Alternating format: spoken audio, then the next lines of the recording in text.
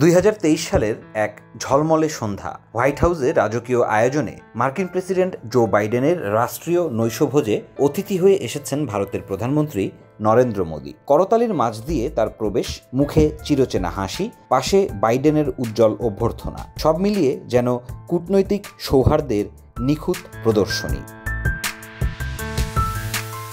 কিন্তু এই বাহ্যিক হাসি ও আলোকোজ্জ্বল চিত্রের আড়ালে জমে উঠছিল এক নতুন নাটক। ঠিক সেদিনই হাজার মাইল দূরে সাবেক মার্কিন প্রেসিডেন্ট বারাক ওবামা এক সাক্ষাৎকারে বললেন এমন এক কথা যা শুধু কূটনৈতিক মহল নয়, গোটা বিশ্বের মিডিয়াকে নাড়িয়ে দিল। তার কণ্ঠ ছিল শান্ত, কিন্তু উচ্চারণ ছিল বিস্ফোরণের মতো। ভারতে যদি মুসলিম সংখ্যালঘুদের অধিকার নিশ্চিত না করা হয়, তবে একদিন দেশটি টুকরো টুকরো হয়ে যাবে।